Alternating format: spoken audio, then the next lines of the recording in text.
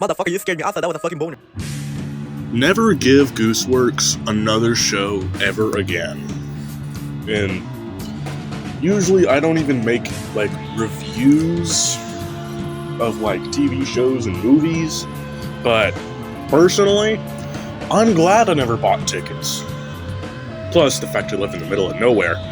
And the fact that it's just a bad movie. It's like... And all the work it takes to get the movie in your theaters is just so remarkably stupid for a below average episode to a series. Like, let's take this in consideration. Instead of just going to a restaurant and buying a burger, first you have to clean all the dishes, wash the sink, then prepare the food yourself. And then you get the burger. Just like how all that time it takes to pitch to a movie theater if they need to do it and add the Amazing Digital Circus movie that they are very soon to regret because of how many stinky people are in there. Like, yeah, it's incredibly stupid. And I could just make an entire video on how bad movie and cinema etiquette is, but I'm not gonna rant about that today, and this is specifically about episode 9. First of all, I only tuned into it because of the frog fucker. That's the only reason I did it. It was just generally such a forgettable experience. And it was not just a bad episode to a series, it was a bad ending and a bad movie. It was mind-numbingly stupid to do such a thing. And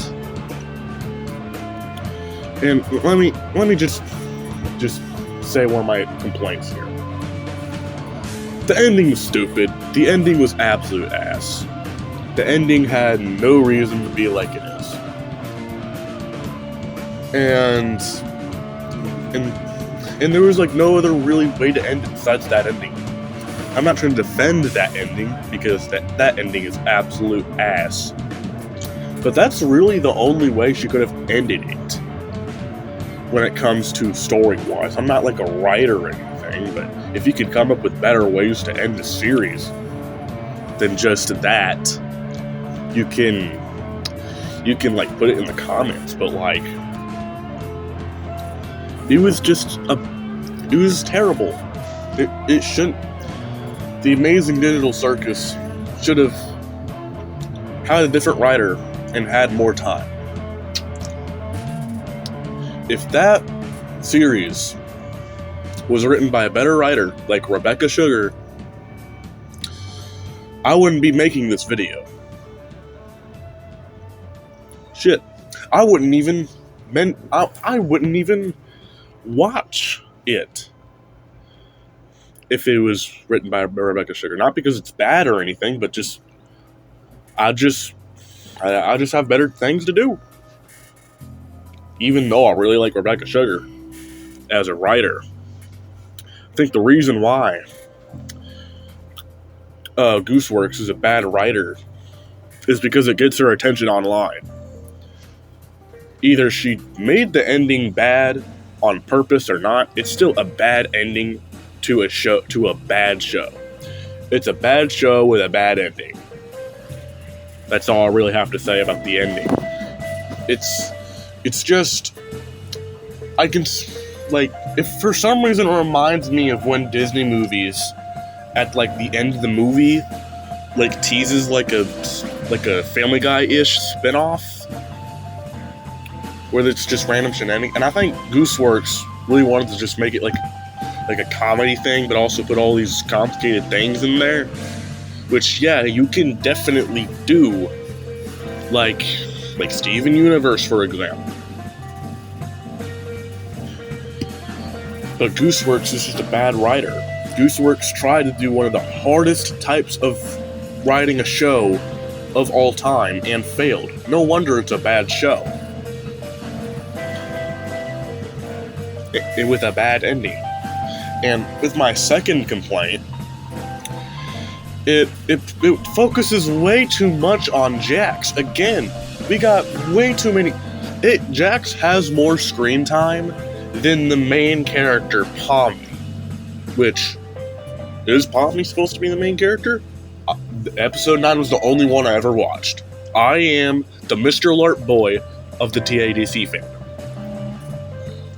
Episode 9 was the only one I watched.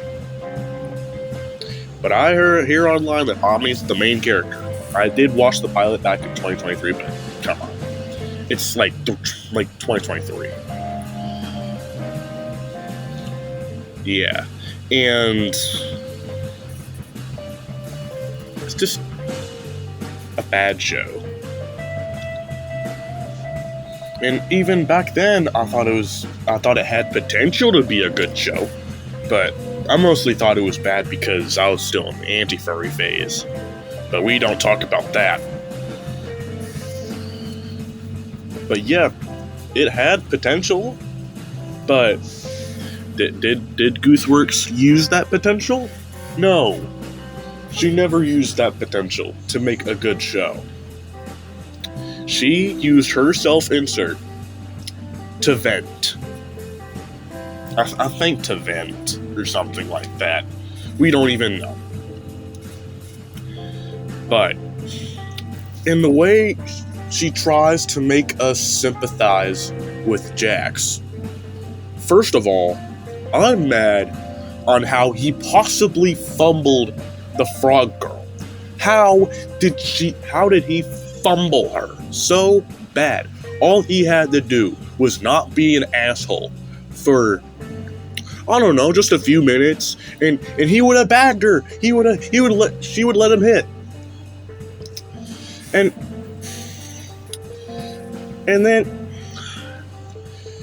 then he also fumbles Pomni. He has a worse track record at getting a girlfriend than I do. And I've never had one in my life. And that's saying something. This is the first time I could say a fictional character has a worse track record at getting a girlfriend than me. And that's just... And I could just go on and how I complain about how Jax fumbles every girl he meets, but y'all don't want a video like that, don't y'all? Y'all don't want that.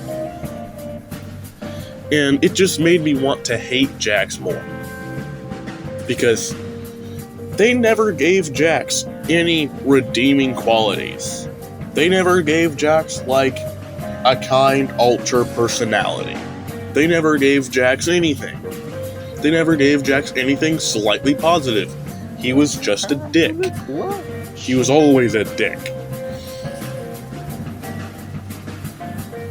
The only thing about Jax that I like is that his voice actor got canceled, and that the memes about the voice actor are really funny. My name's Michael. I like to say the word.